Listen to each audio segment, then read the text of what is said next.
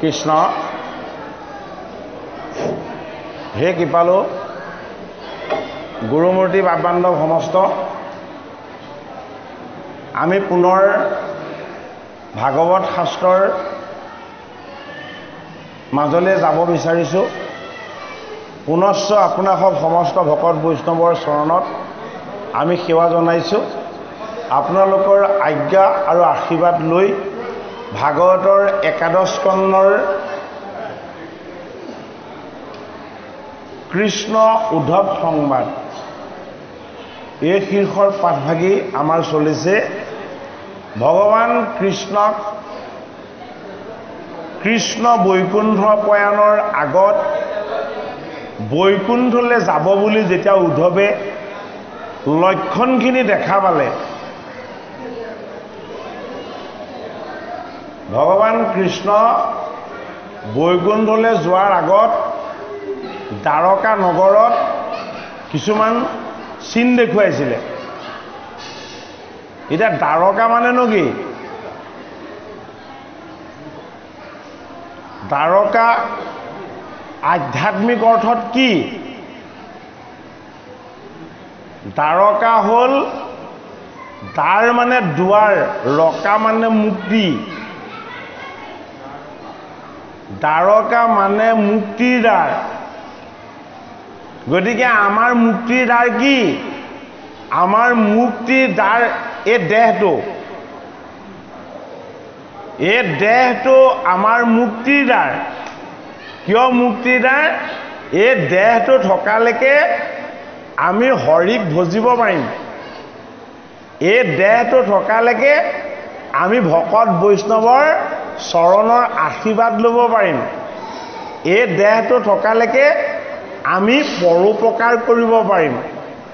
সেইটো কাৰণে দ্বাৰকা মানে আমাৰ এই পঞ্চভূতৰ দেহটো। দ্বাৰকাধীশ, দ্বাৰকাধীশ মানে কি? এই দেহ নামৰ দ্বাৰকা নগৰখনৰ ৰজা।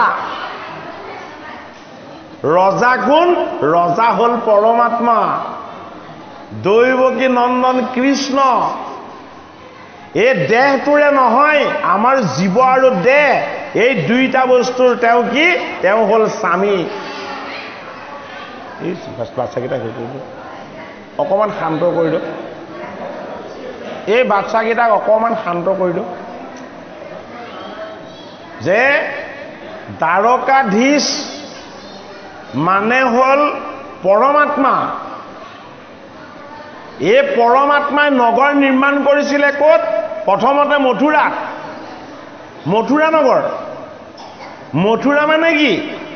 য'ত মন্থন কৰি কৰি মায়াৰ বিকাৰীবিলাকক তলত ৰাখি আত্মাসুখৰ আনন্দবিলাকক ঊৰ্ধ্বগামী কৰি দিয়া হয়।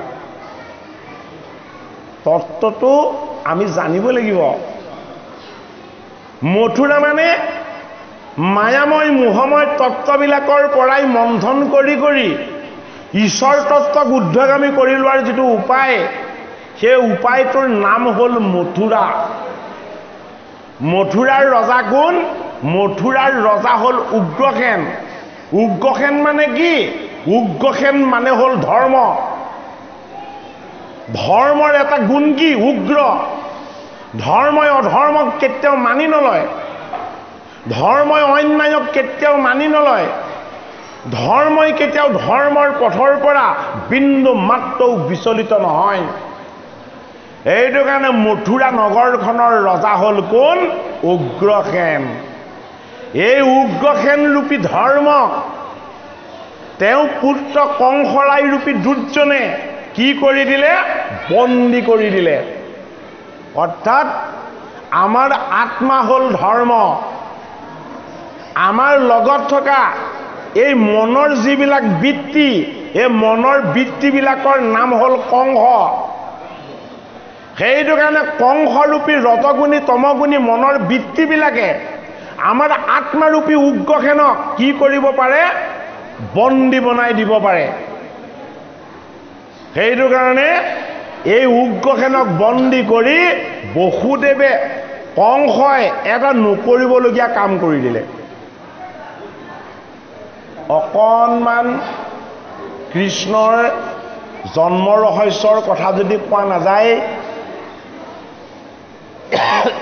তেতিয়াহ'লে একাদশৰ মহামুক্তিৰ কথা আমি বুজি নাপাম। এই মথুৰা নগৰত কংস কি? কংস আমাৰ ৰজগুণ আৰু তমগুণ।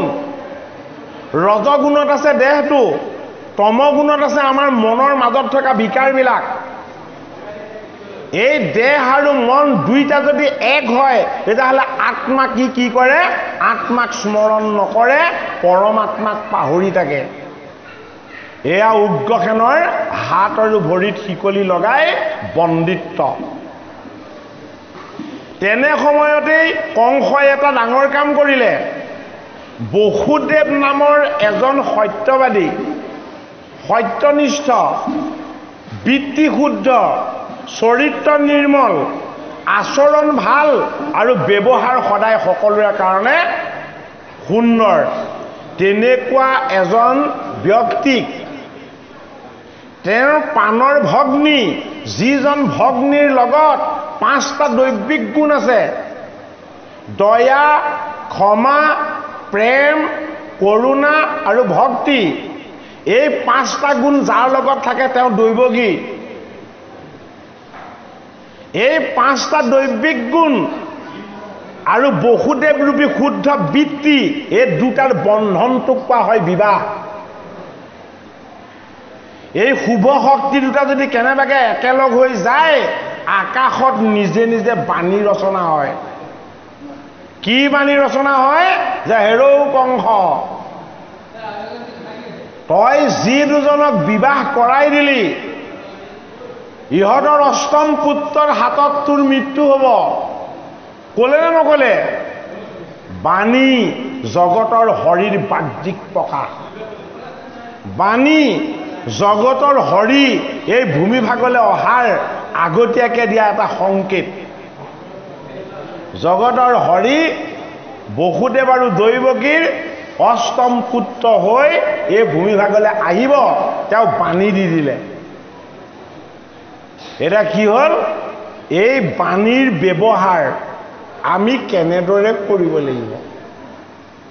কৃষ্ণৰ জন্ম, কৰ্ম আৰু লীলাৰ ৰহস্য।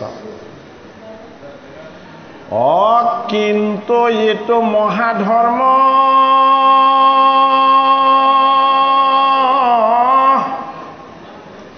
মাধৱৰ জন্ম কৰ্ম, বেদে যাৰ নাজানে মহিমা,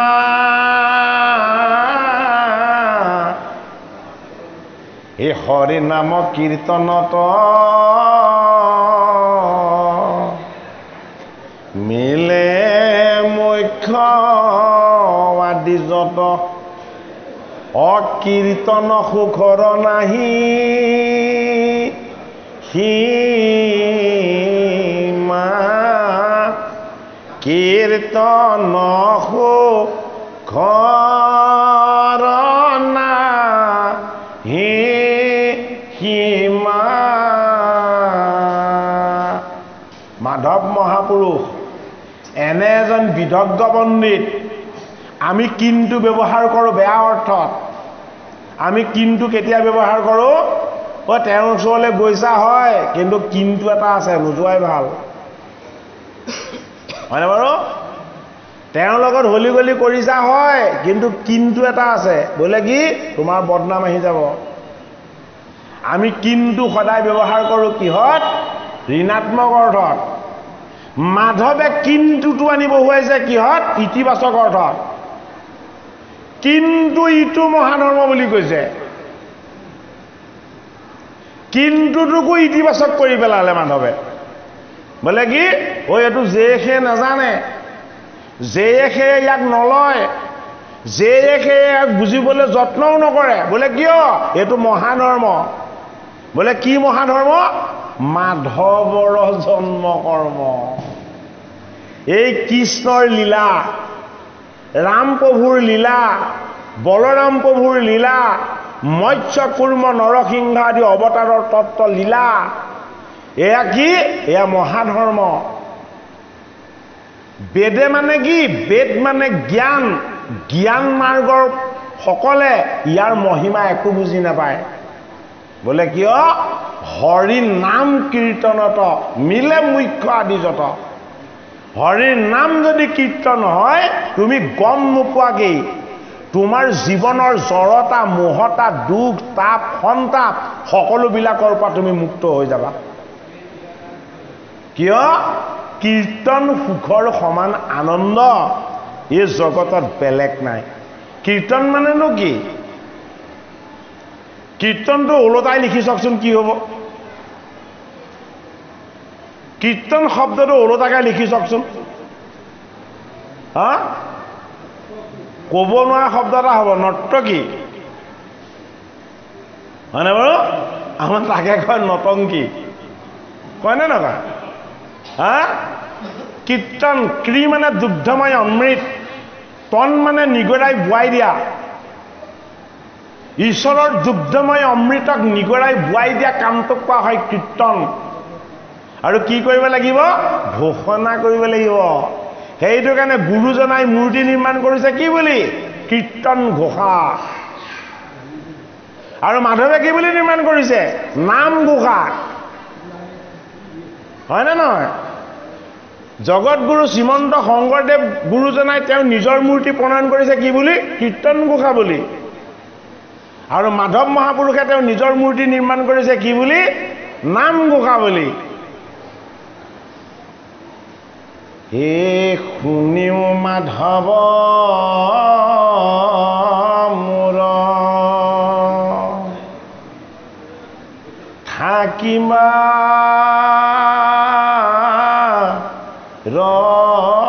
স্থান, এই কীৰ্তন দশম মোৰ মূৰ্তিৰ সমান। এ ঘোষা নামে শাস্ত্ৰ ভাগী তুমিও কৰিবা। এই ঘোষা ৰত্নাৱলী মধ্যে তুমিও থাকিবা। গুৰুজনাৰ 577তম জন্ম উৎসৱত যদি, জয়ন্তী মহোৎসৱত যদি গুৰুজনাৰ মূৰ্তিনো কি বুলি সোধে, আমি যদি ক'ব নোৱাৰো, তেতিয়াহ'লে আমাৰ গুৰু ভক্তি আছে জানো? জগতগুৰু শ্ৰীমন্ত শংকৰদেৱ গুৰুজনাই নিজৰ মূৰ্তি ভাগ নিজে ৰচনা কৰিছে। বোলে কি? মোৰ মূৰ্তি হ'ল কীৰ্তন ঘোষা। বোলে মোৰ মূৰ্তি কি? ভাগৱতৰ দশম। দশমৰ পৰা তেওঁ কি আনিছে?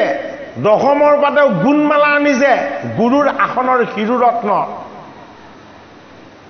সেইটো কাৰণে শংকৰক যদি আমি গুৰু বুলি মানিছো, আমি এক অধ্যায় কীৰ্তন সদায় কীৰ্তন কৰিব লাগিব। যদি মাধৱক আমি গুৰুৰ আসনত ৰাখিছো, আমি দুজোকা নাম ঘোষা সদায় কীৰ্তন কৰিব লাগিব। নহ'লে মানুহক দেখুৱাই শুনুৱাই জয় গুৰু শংকৰ, জয় মাধৱ বুলি গাই থাকিলে এয়া গুৰু সেৱা নহয়। জড়তাৰ পৰা মুক্ত হ'ব লাগিব, উপাসনাটো চৈতন্য হ'ব লাগিব। সেইটো কাৰণে নাম নিৰ্গুণ। ঘোষা মানে কি? ঘোষণা কৰা। নাম ঘোষা মানে কি? গুণক ঘোষণা কৰিব নালাগে, নিৰ্গুণক ঘোষণা কৰা। কীৰ্তন ঘোষা, কীৰ্তন মানে কি? আত্মা সুখৰ আনন্দটোক কোৱা হয় কীৰ্তন।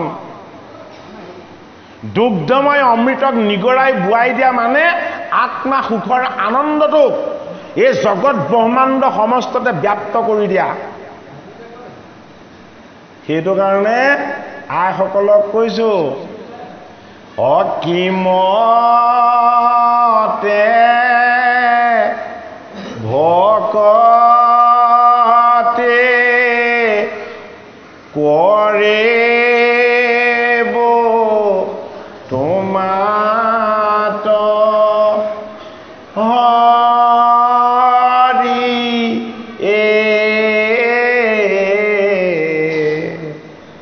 মই মোহমতে নাজানো তাৰ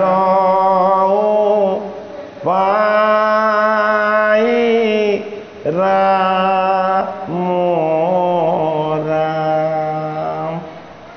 আপোনালোকৰ গৃহত সন্ধিয়া সময়ত যদি এই জোকা ঘোষা কীৰ্তন হয় আপোনালোকৰ সতি সন্তানক একোৱে বেয়া কৰিব নোৱাৰে কিয় বেয়া কৰিব নোৱাৰে ঈশ্বৰক ভকতি কৰিব জনা নাই বুলি ঈশ্বৰৰ ওচৰত প্ৰাৰ্থনা কৰিলে সন্তানক ঈশ্বৰে ভকতি জ্ঞান দিব গৃহখনক মংগলময় কৰিব আমি পুৱা সাৰ পাইছিলোঁ এজোকা ঘোষাৰে আৰু ৰাতি শুইছিলোঁ এজোকা কীৰ্তনেৰে আমাৰ দেউতাই আমাৰ আয়ে আমাক সৰুতে খুৱাওঁতে সদায় ঘোষা গায় জগাওঁতে সদায় কীৰ্তন গোৱায় তাৰ প্ৰভাৱে আজি এয়া যদি আমি শৈশৱৰ পৰা আমাৰ সতি সন্তানক ভগৱতমুখী নকৰোঁ ঈশ্বৰমুখী নকৰোঁ ভগৱন্তৰ এজোকা ঘোষা আমি যদি সিহঁতক গাই নুশুনাওঁ তেতিয়াহ'লে সিহঁতৰ ভকতিৰ জ্ঞান ক'ত হ'ব কৃপালু কমিটিয়ে আমাক এটা প্ৰশ্ন সুধিছিলে যে এটি সুসন্তান লাভৰ সহজ উপায় কি সুসন্তান কাক নালাগে আটাইতকৈ ডাঙৰ আনন্দটোৰ নাম কি আটাইতকৈ ডাঙৰ আনন্দটোৰ নাম হ'ল নন্দ আটাইতকৈ ডাঙৰ যশটোৰ নাম কি আটাইতকৈ ডাঙৰ যশটোৰ নাম হ'ল যশোদা নন্দৰ আনন্দ কি কৃষ্ণ পুত্ৰৰ পৰা যিটো সুখ কন্যাৰ পৰা যিটো সুখ বাস্তৱিক আধ্যাত্মিক আৰু প্ৰকৃত সুখ পোৱা যায় সেই সুখটোক কোৱা হয় কৃষ্ণ সেইটো কাৰণে কৃষ্ণ মানে কি কৃষ্ণ মানে আনন্দ পুত্ৰৰ পৰা কন্যাৰ পৰা যদি আপুনি আনন্দ পাব বিচাৰিছে তাক বেছিকৈ টিউচন দি বেছিকৈ প্ৰেছাৰ দি তই 99% 97% পাই দে সেইটো পাই দিব কিন্তু বৃদ্ধকালত পিতৃ মাতৃক বৃদ্ধাশ্ৰমত ৰাখিব 5 বছৰ হৈ গ'লেও এদিনো খবৰ নল'ব আমি এতিয়াও সাৱধান হোৱা নাই যদি আমাৰ সতি সন্তানৰ লগত আধ্যাত্মিক ঈশ্বৰ শিক্ষা নাথাকে নিজক যদি চিনি নাপায় পিতৃ মাতৃক যদি চিনি নাপায় সমাজৰ উপকাৰীসকলক যদি চিনি নাপায় তেতিয়াহ'লে সি আৰু এটা জন্তুৰ মাজত মাত্ৰ কায়িক পাৰ্থক্য আছে এই কথাখিনি আমাৰ অনুভৱ কৰিবৰ সময় কিন্তু সাৰি গৈছে এতিয়া সময় সাৰি গৈছে প্ৰত্যেক গাঁৱতে ইমান সুন্দৰ নামঘৰ আছে ভাগৱত পাঠ নাপাতে গীতাৰ আলোচনা নহয় দুকাইটা কীৰ্তন চৰ্চা নকৰে ঘৰত সোমাই মোবাইল চাই থাকে টিভি চাই থাকে মাক দেউতাকে যদি মোবাইল চাই থাকে ল'ৰাক পঢ় কৰি থাকিলে ল'ৰাই পঢ়িব কেতিয়াও নপঢ়ে যে নিপেন শইকীয়া আহি কটীয়াখুলি গাঁৱত গালি পাৰি গ'ল হে প্ৰভুসকল আমাক তেনেকৈ নক'ব আমি আপোনালোকৰ চৰণত সেৱা জনাবলৈহে আহিছোঁ আপোনালোকৰ চৰণৰ অকণমান আশীৰ্বাদ ভিক্ষা কৰিহে আহিছোঁ আমি আপোনালোকৰ মনত কষ্ট দিবলৈ অহা নাই কিন্তু সময় সমাগত প্ৰত্যেক পিতৃ মাতৃয়ে ভাল কিতাপ আনি ঘৰত অধ্যয়ন কৰক ধূপ এগছ জ্বলাই গৃহত অকণমান এজোকা ঘোষা কীৰ্তন কৰক এজোকা কীৰ্তন এক অধ্যায় কীৰ্তন পাঠ কৰক পিতৃ মাতৃয়ে যদি ঘোষা কীৰ্তন কৰে সতি সন্তানৰ দেহত সৎবায়ুৰ প্ৰৱেশ হ'ব ঈশ্বৰ বায়ুৰ প্ৰৱেশ হ'ব আত্মা সুখৰ আনন্দ লাভ হ'ব সেইটো কাৰণে আমাৰ গৃহাশ্ৰম ব্যৱস্থাটোত ঈশ্বৰ সেৱাক এটা অতি গুৰুত্বপূৰ্ণ পাৰ্ট হিচাপে ৰখা হৈছে ভাগৱত অনুষ্ঠানলৈ যায় 4 গৰাকী লগ হ'লে পাঠ কৰাৰ লগে লগে কাপোৰ কানিৰ কথা পাতে অলংকাৰ পাতিৰ কথা পাতে কোন ল'ৰা কাৰ লগত ফুৰিবলৈ গ'ল সেইবিলাক কথা পাতে তেনে কথা পাতি ভাগৱত শুনিলে আমাৰ আত্মা ঈশ্বৰ সন্তুষ্ট হ'ব জানো ঘৰৰ পৰা ওলাই আহোঁতেই কায় বাক্য আৰু মন ঈশ্বৰৰ সমৰ্পণ কৰিব লাগিব। হে দৈৱকী নন্দন কৃষ্ণ, এই ওলাইছো ভকতৰ মুখপদ্মে তোমাৰ যশ গুণ শ্ৰৱণ কৰিবৰ কাৰণে। তোমাৰ আনন্দময় যশ গুণ শ্ৰৱণ কৰি মোৰ কায় বাক্য আৰু মনক মই শুদ্ধ কৰিব বিচাৰোঁ। আৰু তোমাৰ কথাৰ শ্ৰৱণ কীৰ্তনে মোৰ লগত থকা অপবিত্ৰতাবিলাকক আঁতৰ কৰক। এনে শুদ্ধ মনোভাৱ লৈ আমি নামগৃহলৈ আহিব লাগিব, নামঘৰলৈ আহিব লাগিব। এগৰাকী সুশিক্ষিতা, সৎ চৰিত্ৰা, সৎ চিন্তনৰ মাতৃয়েহে এজন সৎ পুত্ৰ জন্ম দিব পাৰে। তাৰ প্ৰমাণ ভাগৱত শাস্ত্ৰত দেখুৱাইছে। কোন? পৰীক্ষিত নিগতি। পৰীক্ষিত গৰ্ভত থাকোঁতেই বিষ্ণু দৰ্শন হৈ গ'ল পৰীক্ষিতৰ। পৰীক্ষিত গৰ্ভত থাকোঁতেই বিষ্ণু দৰ্শন কেনেকৈ হ'ল? মাতৃয়ে যেতিয়া অস্বস্থময় ব্ৰহ্মাস্ত্ৰ প্ৰয়োগ কৰি উত্তাপিত কৰি তেওঁক মৃত্যু দিব বিচাৰিছিলে, তেতিয়া বাসুদেৱ কৃষ্ণক স্মৰণ কৰিলে। হে কৃষ্ণ, হে কৃষ্ণ, হে কৃষ্ণ। অস্বস্থমাৰ ব্ৰহ্মাস্ত্ৰৰ উত্তাপত মোৰতো মৃত্যু হ'বই, মোৰ গৰ্ভত থকা সন্তানটোৰো মৃত্যু হ'ব। এতিয়া তুমি এই জগতৰ ৰক্ষক, তুমি এই জগতৰ নায়ক। মই তোমাৰ চৰণৰ বাহিৰে আৰু এতিয়া একো চিন্তা নকৰোঁ। মই কেৱল তোমাৰ চৰণত আশ্ৰয় লৈছোঁ। তুমি মোক ৰক্ষা কৰা আৰু মোৰ গৰ্ভত থকা সন্তানটোকো ৰক্ষা কৰা। দ্বাৰকাত থকা বাসুদেৱ কৃষ্ণ বায়ু বেগত আহি উত্তৰাৰ গৰ্ভত প্ৰৱেশ হৈ গ'ল আংগুষ্ঠ প্ৰমাণ ৰূপত। প্ৰথমতে মাতৃক চৈতন্য কৰিছে। ব্ৰহ্মাস্ত্ৰৰ উত্তাপত পৰীক্ষিতৰ মৃত্যু হৈছিলে। অমিত দৃষ্টিৰে চাই পৰীক্ষিতক আকৌ পুনৰ জীৱন দিছে বাসুদেৱ কৃষ্ণই। সেইজন পৰীক্ষিতে গংগাৰ পাৰত শুকদেৱৰ মুখপদ্মে ভাগৱত শ্ৰৱণ কৰিছে। মাতৃ উত্তৰাই যদি কৃষ্ণক নভজিলেহেঁতেন, মাতৃ উত্তৰাই যদি কৃষ্ণক চিন্তন নকৰিলেহেঁতেন, আজি সমস্ত মানৱেই এই ভাগৱত শাস্ত্ৰৰ পৰা বঞ্চিত হ'লহেঁতেন। এগৰাকী মাতৃয়ে সাধনাৰ দ্বাৰা এটি পুত্ৰক নমালে আৰু সেই পুত্ৰৰ দ্বাৰাই এই বৈকুণ্ঠৰ ভাগৱত শাস্ত্ৰ এই ভূমিভাগলৈ নামি আহিলে। গতিকে এগৰাকী মাতৃৰ কিমান দায়িত্ব, কিমান শক্তি, কিমান সামৰ্থ্য আছে প্ৰত্যেকেই অনুভৱ কৰিবলৈ অভ্যাস কৰক। মাতৃতকৈ শ্ৰেষ্ঠ এই জগতত কোনো নাই। এগৰাকী মাতৃয়েহে এটা সন্তান গৰ্ভত ৰাখি তাক জন্ম দিব পাৰে। জগতত কোনো দ্বিতীয় সত্তা নাই। এইটো কাৰণে মাতকৈ সুন্দৰ শব্দ নাই, মাতকৈ পবিত্ৰ শব্দ নাই, মাতকৈ পুণ্য ৰূপ নাই, আৰু মাতৃতকৈ জগতত মমতাময়ী কোনো নাই। সেইটো কাৰণে এই মাতৃসকল অকল নিজৰ সন্তানটোৰ কাৰণেই নহয়, জগতৰ সকলো সন্তানৰ কাৰণে মমতাময়ী হওক। প্ৰতিটো সন্তানকেই নিজৰ বুলি ভাবিবলৈ অভ্যাস কৰক। প্ৰত্যেকটোৰে উন্নতি কামনা কৰক। তেতিয়া কি হ'ব? তেতিয়াহে আমি জগতগুৰু শ্ৰীমন্ত শংকৰদেৱ গুৰুজনাই 577 বছৰ হৈ যোৱাৰ পাছত যিখন পৃথিৱীৰ তেওঁ আশা কৰিছিলে, তেনেকুৱা এখন পৃথিৱীৰ আমি বাসিন্দা হ'ব পাৰিম। গতিকে ভাগৱত শাস্ত্ৰৰ পৰা আমি আধ্যাত্মিক জ্ঞান ল'ব লাগিব। আধ্যাত্মিক জ্ঞান মানেনো কি? পাঠ থাকি গৈছে, দায়দোষ নধৰিব। যিহেতু আমাক প্ৰশ্ন লিখিত ৰূপত দিছে, প্ৰশ্নকেইটাৰ উত্তৰ যদি আমি নিদিয়াকৈ যাওঁ বৰ অন্যায় কৰা হ'ব। যে সাম্প্ৰতিক সময়ত আধ্যাত্মিক শিক্ষাৰ প্ৰয়োজনীয়তা কিমান? সাম্প্ৰতিক সময়ত আধ্যাত্মিক শিক্ষাৰ প্ৰয়োজনীয়তা কিমান? আধ্যাত্মিক শিক্ষাৰ প্ৰয়োজনীয়তা কিমান বুলি কোনেও পৰিমাণ কৰি দিব নোৱাৰিব। তাৰমানে এইটো কি ইনফিনিট? এইটো অসীম। সাম্প্ৰতিক সময়ত পিতৃ মাতৃ সতী সন্তান সকলোকে আধ্যাত্মিক শিক্ষাৰ প্ৰয়োজন। এতিয়া আমি বুজিব লাগিব যে আধ্যাত্মিক শিক্ষা মানে কি? What is the meaning of spirituality?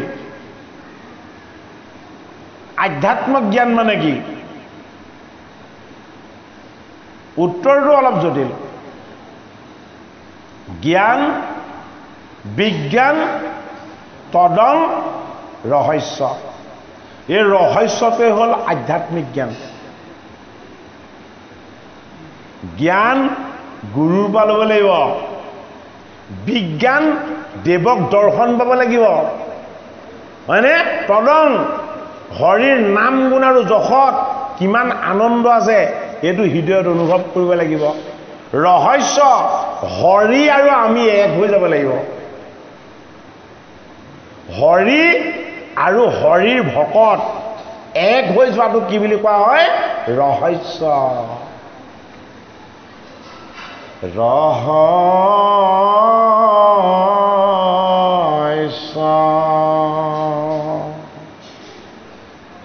ভজনে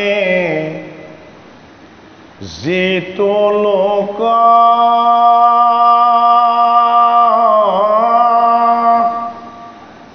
সতত কীৰ্তন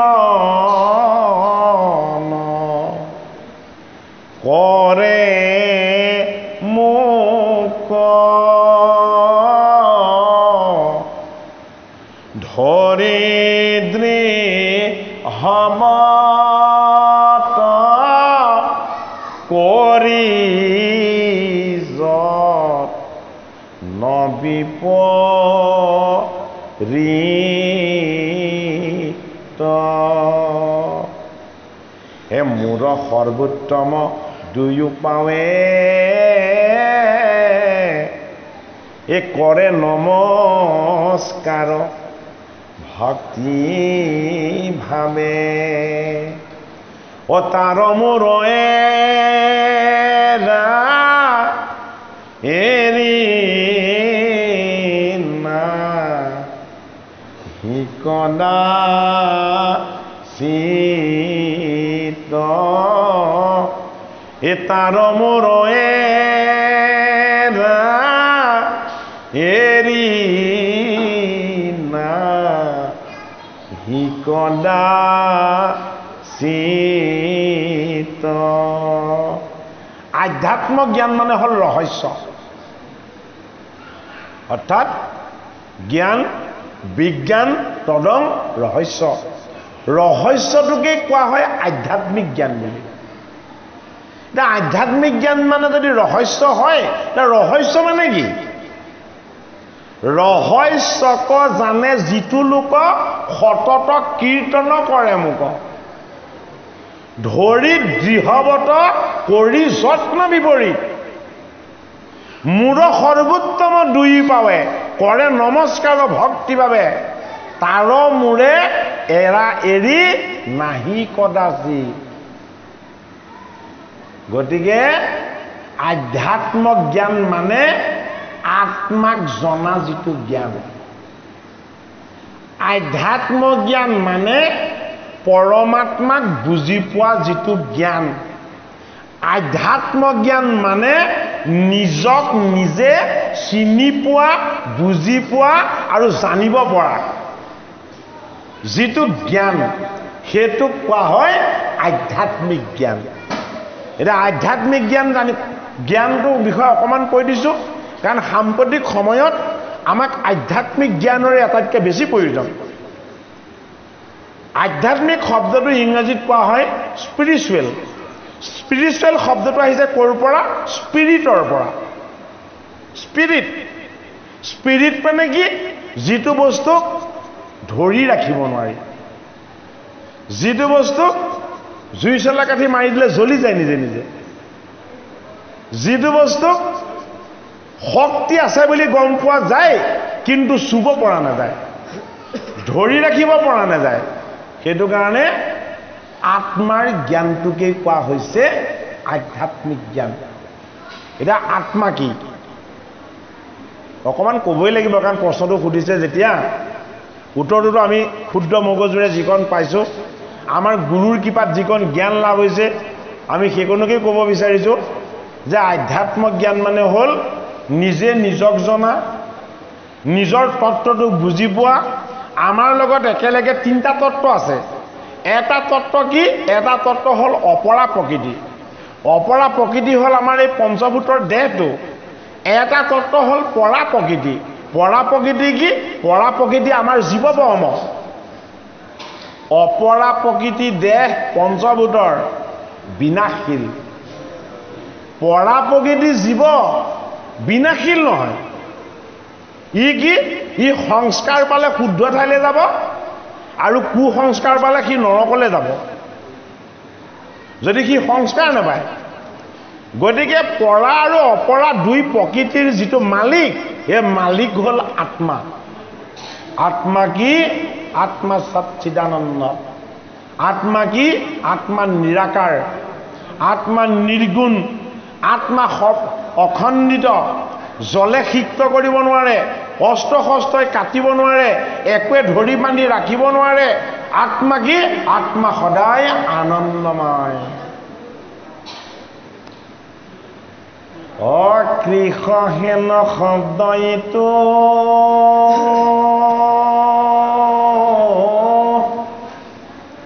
পৃথিৱী মাছক ভৈল হে ন আনন্দত প্ৰবৰ্ত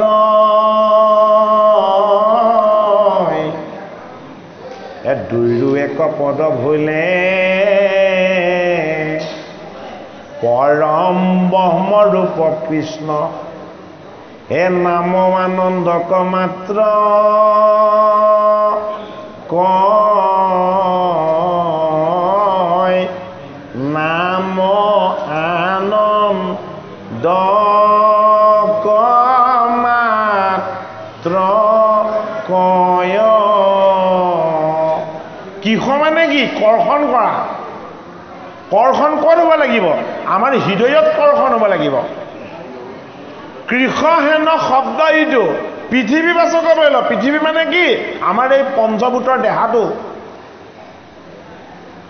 এই পঞ্চভূতৰ দেহাটোৰ পৰা কৃষযুক্ত ঈশ্বৰৰ তত্ত্বযুক্ত নিৰ্গুণ নাম বস্তুৰ প্ৰকাশ হ'ব লাগিব। তেতিয়া কি হ'ব? ভগৱন্তৰ নামত আত্মাৰ আনন্দ, পৰমাত্মাৰ আনন্দ, ঈশ্বৰৰ আনন্দ সকলোবিলাক একেলগ হৈ আছে। সেইটো কাৰণে আমি কৃষ্ণ নাম শ্ৰৱণ কীৰ্তন কৰিব লাগিব। কথা নাপাতিব। কথা পাতিলে অসুবিধা হ'ব, কোনেও কথা নাপাতিব। এনেও কৃষ্ণ কথা ভাগৱত কথা কৈ থাকোঁতে কথা একেবাৰে পাতিব নালাগে। ভগৱানে বেয়া পায় কৃষ্ণ কথা কৈ থাকোঁতে কোনোবাই কিবা কথা পাতিলে। যে আমি যে কৈছোঁ আধ্যাত্মিক জ্ঞান মানে নিজক নিজে জনা, নিজৰ জীৱটোৰ বিষয়ে জনা, নিজৰ দেহটোৰ বিষয়ে জনা আৰু পৰমাত্মাৰ বিষয়ে জনা। নিজৰ বিষয়ে জানিলে অহংকাৰ দূৰ হ'ব, জীৱটোৰ বিষয়ে জানিলে ধাৰ্মিক হ'ব, ঈশ্বৰৰ বিষয়ে জানিলে উপাসক হ'ব। সেইটো কাৰণে আমাক আধ্যাত্মিক জ্ঞানটো লাগিব। যদি আমি নিজৰ বিষয়ে জানো, নিজৰ বিষয়ে জানিলে ধাৰ্মিক হ'ব, জীৱটোৰ বিষয়ে জানিলে কি হ'ব? সংস্কাৰী হ'ব, শুদ্ধ হ'ব, আৰু ঈশ্বৰৰ বিষয়ে জানিলে কি হ'ব? উপাসক হ'ব, ভগৱন্তক ভজিব। সেইটো কাৰণে জীৱৰ তত্ত্বটো বৰ জটিল। আধ্যাত্মিক জ্ঞানটো জানিবলৈ হ'লে জীৱ কি সেইটো জানিব লাগিব। ভাগৱতৰ ৪ৰ্থ স্কন্ধত দিছে পুৰঞ্জন উপাখ্যান। এই পুৰঞ্জন উপাখ্যানত জীৱৰ তত্ত্বটো দিছে। এইটো কাৰণে মহাভাৰত কি? মহাভাৰতৰ এটা নাম হ'ল পঞ্চম বেদ। 4 বেদত জ্ঞান আছে, মহাভাৰতত জ্ঞান বিজ্ঞান তদং আৰু ৰহস্য আছে। সেইটো কাৰণে মহাভাৰতক কোৱা হ'ল পঞ্চম বেদ। কিয় পঞ্চম বেদ বুলি কোৱা হ'ল? বেদত যিটো নাই মহাভাৰতত সেইটো আছে। কেনেকৈ আছে? চৰিত্ৰ ৰূপত আছে। কি চৰিত্ৰ? বিদুৰ মানে কি? কৌৰৱৰো খুৰাক, পাণ্ডৱৰো খুৰাক, দাসীৰ গৰ্ভত জন্ম, হয়নে নহয়? বিদুৰ মানে আমাৰ জীৱটো। বুজিব লাগিব নিজক জানিবলৈ। এই জীৱ হ'ল বিদুৰ ঘোঁৰা। জীৱটো কেনেকৈ বিদুৰ ঘোঁৰা? কৌৰৱৰো ঘোঁৰাক পাণ্ডৱৰো ঘোঁৰা, হয়নে নহয়? হা, এতিয়া এই জীৱটো ক'ত আছে? জীৱটোৱে সদায় জ্ঞান দিয়ে কাক? অন্ধ ধৃতৰাষ্ট্ৰ। ঐ ধৃতৰাষ্ট্ৰ অন্ধ। আমাৰ এই দেহটো, দেহৰ তত্ত্বটো হ'ল অন্ধ ধৃতৰাষ্ট্ৰ। এই দেহটোক সদায় সুখ লাগে, ভোগ লাগে, বিলাস লাগে, অজ্ঞান আন্ধাৰ লাগে। এইটো কাৰণে ধৃতৰাষ্ট্ৰৰ ভাৰ্যা গান্ধাৰী চকু দুটা ঢাকি ৰাখিছে। বোলে কিয়? মোক কেৱল লাগে আৰু লাগে। এই লাগে আৰু লাগেটো হ'ল গান্ধাৰী। এইটো কাৰণে ধৃতৰাষ্ট্ৰ আমাৰ দেহ তত্ত্ব, গান্ধাৰী দেহৰ বৃত্তি তত্ত্ব, আৰু বিদুৰ হ'ল জীৱ তত্ত্ব। এয়া কৌৰৱ পক্ষৰ মনৰ ভ্ৰম। ভীষ্ম সদায় হস্তিনাপুৰৰ সিংহাসন ৰক্ষা কৰিম। বিজাতীয় কৰ্ণ সজাতীয় কৰ্ম একো নকৰিলে। পাণ্ডৱক 5খন গাঁও নিদিয়া এই দুৰ্যোধনৰ পৰা ভীষ্ম কৰ্ণই অংগৰাজ্য দান ল'লে, বেয়া কাম কৰিলে। এইটো কাৰণে বিজাতীয় কৰ্মবিলাক কি? কৰ্ণ, যিবোৰ সজাতীয় নহয়। সেইটো কাৰণে পঞ্চ পাণ্ডৱক সদায় হিংসা কৰিলে। আধ্যাত্মিক জ্ঞান পঞ্চম বেদত প্ৰতীক ৰূপত দিছে। সেইটো কাৰণে আমাক কি লাগিব? আমাক 5খন গাঁও নালাগে, আমাক লাগিব বাসুদেৱ কৃষ্ণ। 5খন গাঁৱৰ আমাৰ কোনো প্ৰয়োজন নাই। আমাক কি লাগিব? কৃষ্ণৰ চৰণ লাগিব।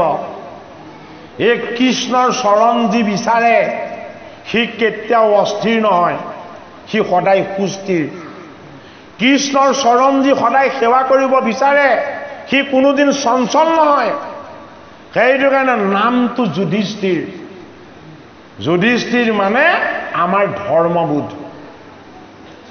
এই ধৰ্মবোধত প্ৰতিষ্ঠা হৈ আছে কি? ধৰ্মবোধত প্ৰতিষ্ঠা হৈ আছে আমাৰ আত্মবুদ্ধি। এই আত্মবুদ্ধিৰ নাম হ'ল ভীম। ভীম মানে আকাশ, ভীম মানে উদাৰ, ভীম মানে বিশাল। এইটো কাৰণে ভীম মানে কি? ভীম মানে আত্মবুদ্ধি। এই আত্মবুদ্ধিৰ তত্ত্বটোক কি কৰিব লাগিব? অন্তৰংগীয় ঈশ্বৰৰ অনুৰাগ কৰি দিব লাগিব। অন্তৰংগীয় ঈশ্বৰীয় অনুৰাগ, এইটোৰ নাম হ'ল অৰ্জুন।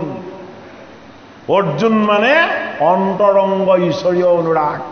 কেৱল কৃষ্ণক লাগে, তুমি মোৰ সখা। কেৱল কৃষ্ণক লাগে, তুমি মোৰ বান্ধৱ। কেৱল কৃষ্ণক লাগে, তুমি মোৰ সাৰথী। সেয়াই নহ'ব, কি লাগিব? সত্যৰ পথ লাগিব, ন্যায় লাগিব, নীতি লাগিব আৰু সদাচাৰ লাগিব। এজন নকুল। ন্যায়, নীতি আৰু সদাচাৰ এজন নকুল। বিনম্ৰ, সৰল, নিৰ্মল, কোমল, সকলো জানিও কোনোদিন প্ৰকাশ নকৰিলে মই কিবা এটা জানো বুলি। দৈবিক গুণৰ আধাৰ সৎসংগ। এজন কোন? সহদেৱ। এফালে কৌৰৱময় দুষ্টবৃত্তি। হেৰা দুৰ্যোধন, তুমি নোৱাৰাৰ কোনো কাৰণ নাই। তুমি যৌতুক গৃহ নিৰ্মাণ কৰা, পাণ্ডৱক বধ কৰি দিয়া। শকুনি মামা, আমাৰ লগত থকা দুষ্টবুদ্ধিবিলাক, হয়নে? এই সকলোবিলাক বস্তুৰ দ্বাৰা আমি বুজিব লাগিব কি? আধ্যাত্মিক জ্ঞানটো কি? জীৱ বিদুৰ, অজ্ঞান অবিদ্যাৰ দেহৰ তত্ত্ব ধৃতৰাষ্ট্ৰ, দেহৰ বৃত্তিবিলাক গান্ধাৰী। তাৰ পৰা উৎপত্তি হয় অহংকাৰ, অহংকাৰ দুৰ্যোধন। তাৰ পৰা উৎপত্তি হয় হিংসা, হিংসা দুঃশাসন।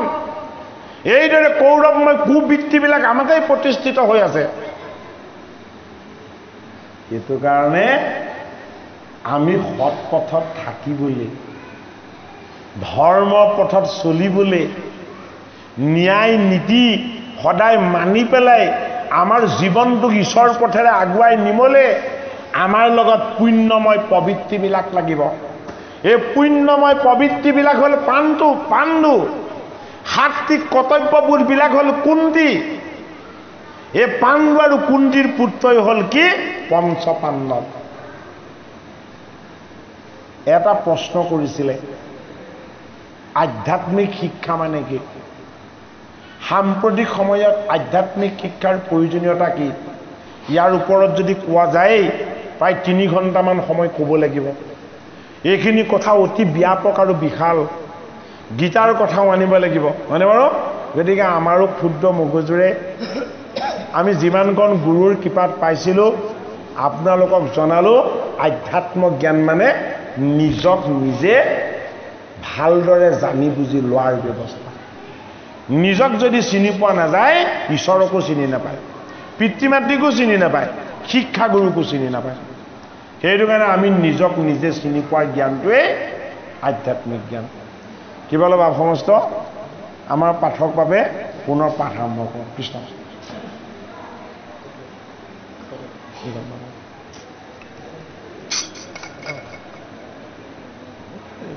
মহাজন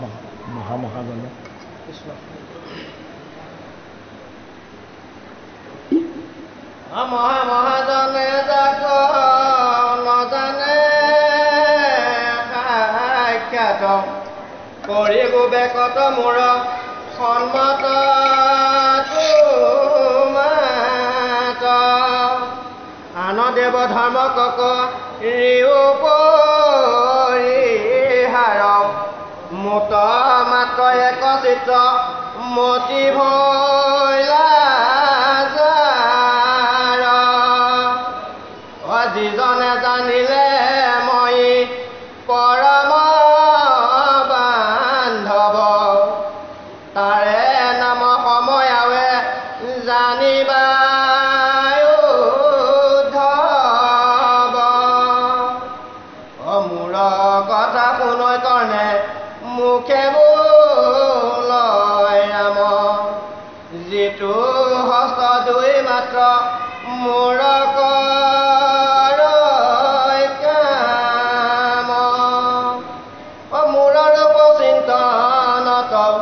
মনে কৰাই শ্ৰম জানা প্ৰাণ সখীয়াৱে তাকে বুলি দম মুত চিত্ৰ দিয়া যিটো জনম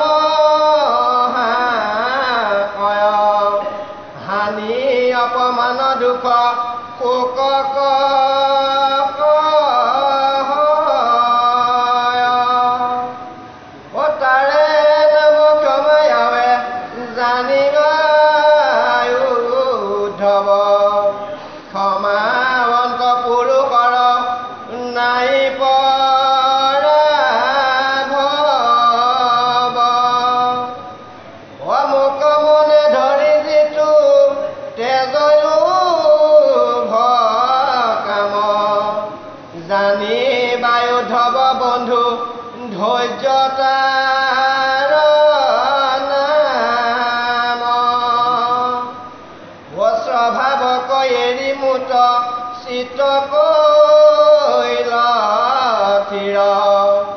মায়া কজিনিলে জানা সেহি মহাবীৰ মুত চিত্ৰ দিয়া যিটো তেজিয়াছে মায়া নিচিনিতে প্ৰাণীৰ দ্ৰোহ কৰৈ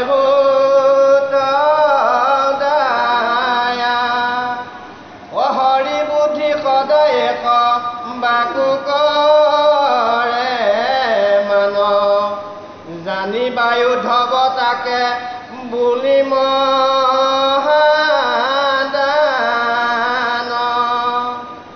মুত চিত্ৰ দিয়া তেজি ভোগয় বিলাস জানা তাৰে নাম মহা তপয় বিনাশ সমস্ত জগত যিটো দেখৈ হৰিময় তাৰে নাম সত্য কি জানিবা নিশ্চয়।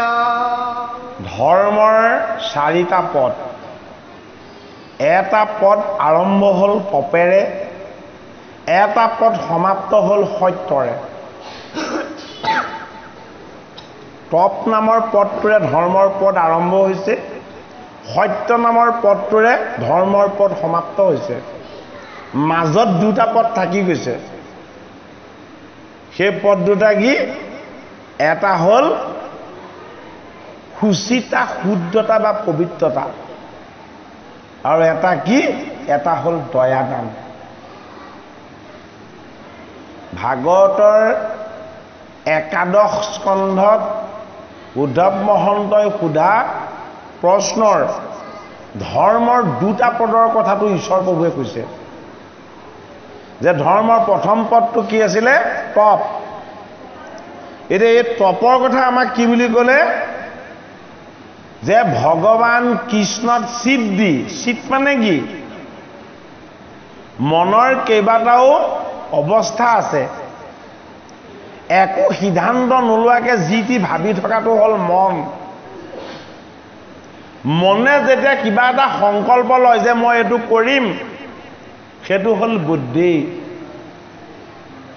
এই বুদ্ধিটো যেতিয়া মংগলকামী, কল্যাণকামী আৰু ঈশ্বৰমুখী হয়, তেতিয়া তাক কোৱা হয় চিত।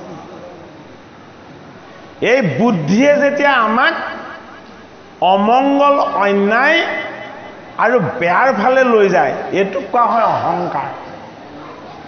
সেইটো কাৰণে মন, বুদ্ধি, চিত, অহংকাৰ।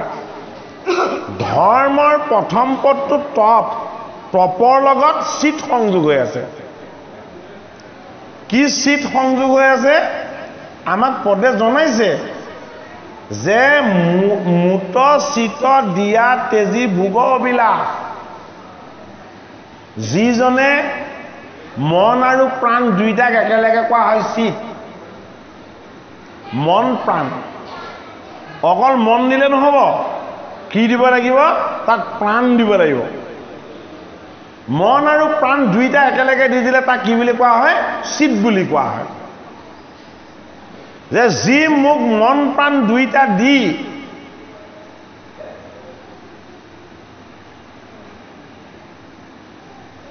ভোগ, বিলাস, আনন্দ, অভিলাষ এইবিলাক ত্যাগ কৰি দিলে, সেইটোক কি বুলি কৈছে? যে সেইটোৱেই তপ। জন্ম হওঁতেই পৃথিৱীখন ফালি কান্দিবলৈ আৰম্ভ কৰিলো আমি। কি লাগে? লগে লগে পিয়াহ লাগে, খাবলৈ লাগে, হয়নে বাৰু? তাৰ পাছত 5 মাহলৈকে পনীয়া আহাৰ খাই থাকিলে, তাৰ পাছত গোটা খাবলৈ ল'ব। শুই থাকিলে, তাৰ পাছত বহিব, তাৰ পাছত বগুৱা পাব, হয়নে? যেতিয়াই পোন হৈ দিলে, তেতিয়া মাক দেউতাকৰ ৰক্ষা নাই আৰু, হয়নে নহয়? জীৱৰ ধৰ্মটো চাবলৈ কৈছো, নিজৰ ধৰ্মটো চাবলৈ কৈছো। প্ৰথমতে পনীয়া খাইছিলে, দুগ্ধ দিলেও দিলে, পানী দিলেও দিলে, যিহকে নিদিয়ক খাই দিছিলে। গোটা যেতিয়া দিলে জিভাত দি দিব, যদি টেষ্ট নাপায় উলিয়াই দিব। আহি গ'ল নে লেঠাটো? সেই চাৰিটাই, হয় নহয় বাৰু? গতিকে এই দেহটোক আপুনি যিমান সুন্দৰকে সজাই থাকিব, ইয়াক কেতিয়াও সুন্দৰতাই নাতে। এই পেটটোক আপুনি যিমান ভালকে খাবলৈ দি থাকিব, ই তেতিয়াও ক'ব অকণমান নিমখ কম হ'ল, অকণমান চেনি বেছি হ'ল। ইয়াৰ কোনোদিন ভোক নুগুছে, হয়নে বাৰু? গতিকে আমি খাবলৈ জীয়াই থকা নাই। এই দেহটোক আত্মা সুখৰ আনন্দ লাভৰ কাৰণে বৰ্তাই ৰাখিবলৈ আমাক অকণমান অন্ন লাগে। এইকণ অন্নৰ কাৰণে আনৰ সীমা ঠেলাৰ কোনো প্ৰয়োজন নাই। সেই এমুঠি অন্নৰ কাৰণে পৰক ঠগ প্ৰবঞ্চনা কৰাৰ কোনো প্ৰয়োজন নাই। সেই এমুঠি অন্নৰ কাৰণে আমি কাৰোবাক মিছা কথা কোৱাৰ কোনো প্ৰয়োজন নাই, হয়নে বাৰু? গতিকে তপ মানে বুজিলেই হ'ল এই দেহটো তপময়, এই দেহটো সাধনময়, এই দেহটো ঈশ্বৰ তুল্য, ই এটা ঈশ্বৰৰ মন্দিৰ। এই ঈশ্বৰৰ মন্দিৰটোত আত্মা ঈশ্বৰ আছে। আমি এই অনুভৱবিলাক কৰিব নোৱাৰি আমি বেয়া বস্তু খাবলৈ যাওঁ, বেয়া বস্তু চাবলৈ যাওঁ, বেয়া সংগলৈ যাওঁ, আমি বেয়া কাম কৰোঁ। গতিকে আমাৰ বেয়া দুৰাৰোগ্য ৰোগ নহয়, কাৰ হ'ব? ৰাতি শুলে টোপনি নহা বেমাৰ কিয় বেলেগৰ হ'ব, আমাৰ নহয়? যদি গোটেই জীৱনটোত বেয়াকে কৰিলোঁ, বেয়াকে ল'লোঁ, বেয়াকে খালোঁ, অন্তিম সময়ত টোপনি নাহে বুলি আমি ক'লে হ'ব জানো? নহ'ব। তাপ, তিনিটা তাপক জিনিব পাৰিব লাগিব: আধি ভৌতিক, আধি দৈবিক আৰু আধ্যাত্মিক। তপ, লোভ, মোহ আৰু কাম, এই মিছা বস্তুবিলাকক ত্যাগ কৰিব পাৰিব লাগিব। এতিয়া উদ্ধৱ মহন্তক সুধিছে, এই ইন্দ্ৰিয় কেইটা বৰ চঞ্চল, হে কৃষ্ণ ইহঁতক মনাবই নোৱাৰি, ইহঁতি নামানে। অৰ্জুনেও সেই কথাকে কৈছে। তেতিয়া কৃষ্ণই মিচিক মিচিক হাঁহি কৈ আছে, কি বুলি? ইহঁতক অনুশীলন কৰিবলৈ দিয়া, ইহঁতক অভ্যাস কৰিবলৈ দিয়া, ইহঁতি যিটো কৰিব বিচাৰে সেইটো কৰিবলৈ নিদিবা, বিবেকৰ মতে চলিবলৈ অভ্যাস কৰা। বোলে কি হ'ব? মোৰ ধৰ্মৰ প্ৰথম পদ তপ ৰক্ষা হৈ যাব। এই তপ যদি ৰক্ষা হয়, জগতত সদায় সত্যত আশ্ৰয় ল'বা। বোলে সত্য কি? এই জগতৰ প্ৰতিটো বস্তুতেই কেৱল তুমিয়ে আছা। এই জগতখনেই তোমাৰ ৰূপ, এই জগতৰ জীৱবিলাকেই হ'লা তুমি, এই জগতৰ বিৰিখ, তিন, তৰু, লতিকা এইবিলাকেই তোমাৰ তত্ত্ব। মই এইবিলাকক সদায় ভাল পাব লাগিব, এইবিলাকৰ মই সদায় সেৱা কৰিব লাগিব, এইবিলাকৰ মই কেতিয়াও অমংগল কৰিব নেলাগিব। সকলোতে ঈশ্বৰক দেখা পোৱাৰ যিটো আধ্যাত্মিক শক্তি, তাক কোৱা হৈছে সত্য। সত্য কি? সত্য আত্মা। সত্য কি? সত্য ঈশ্বৰ। এই ঈশ্বৰ অনুভৱটো যদি আমাৰ হয়, তেতিয়া আমি সত্যত আশ্ৰিত হ'ব পাৰিম।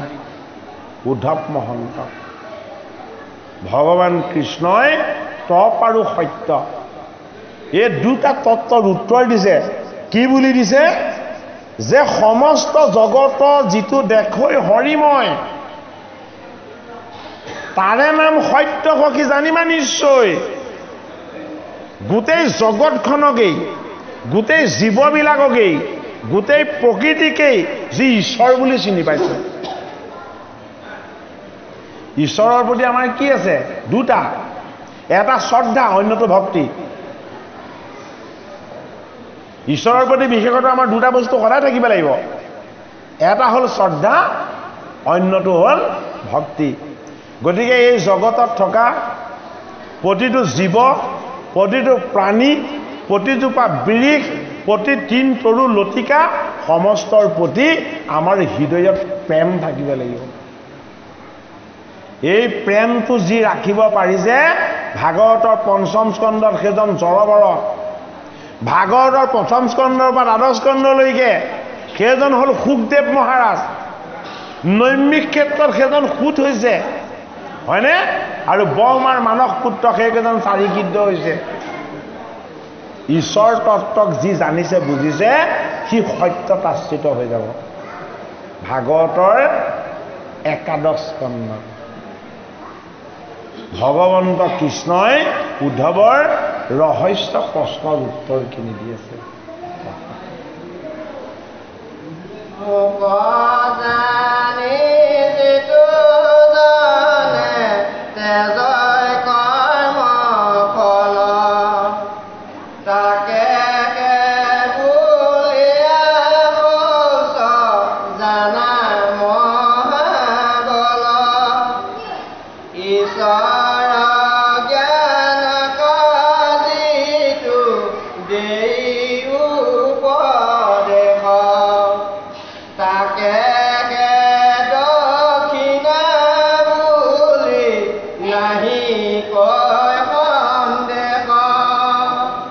আমাক সত্যৰ বিষয়ে কোৱাৰ পাছত আকৌ পদত কি বুলি ক'লে? ধৰ্মৰ দ্বিতীয় পদ কি শৌচ শৌচ মানে কি শুদ্ধতা পবিত্ৰতা শৌচৰ সংজ্ঞা কি বুলি দিলে যে যিটো মুক জানি যিটো জনে তেজৈ কৰ্মফল ভগৱন্ত প্ৰভু নিৰ্গুণ নিৰাকাৰ আৰু নিষ্ক্ৰিয় এই কথাটো জানি যি জীৱনৰ সমস্ত ফলৰ বাসনাবিলাক ত্যাগ কৰি নিষ্কাম হৈ কৃষ্ণক উপাসনা কৰিছে সেইটোক কি বুলি কোৱা হয় ধৰ্মৰ দ্বিতীয় পদ শৌচ শুদ্ধতা গতিকে আমি সকাম ভক্তি কৰিলে শুদ্ধ নহম আমি কি ভক্তি কৰিব লাগিব নিষ্কাম ভক্তি কৰিব লাগিব নিষ্কাম ভক্তি কি এই গীতা ভাগৱত শ্ৰৱণ কীৰ্তন আৰু ইয়াৰ আধ্যাত্মিক জ্ঞানখিনি আমি গ্ৰহণ কৰি ইয়াক বাস্তৱ জীৱনত পালন কৰা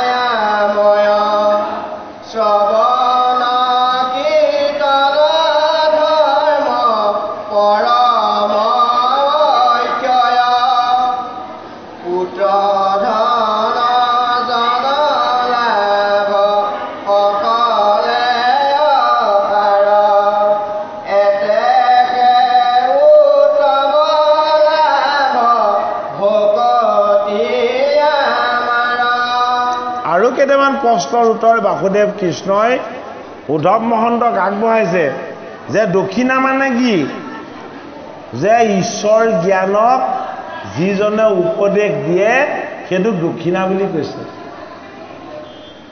ঈশ্বৰ জ্ঞান উপদেশ দিয়াটো দক্ষিণা আৰু কি বুলি কৈছে যে ভাগ্য বুলি কাক কয় যে মুখ চিত্ত দি যি ধৰ্ম কৰ্ম কৰে কাক সিদ্ধি ভগৱান কৃষ্ণৰ সিদ্ধি সেইটোক কোৱা হয় যজ্ঞ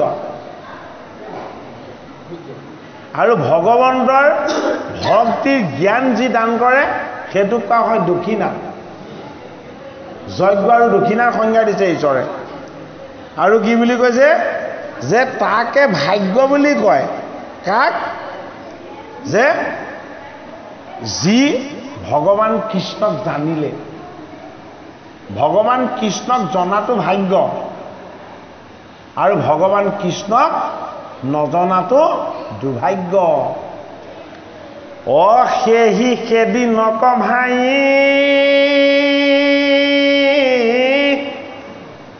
দুৰ্দিন বুলিয়া মানি মেঘাচ্ছন্ন নহয় দুৰ্দিন কৃষ্ণ কথা অমৃতৰ সাম্য কৱালা পৰশ যিটো দিন হুঁয়বিহীন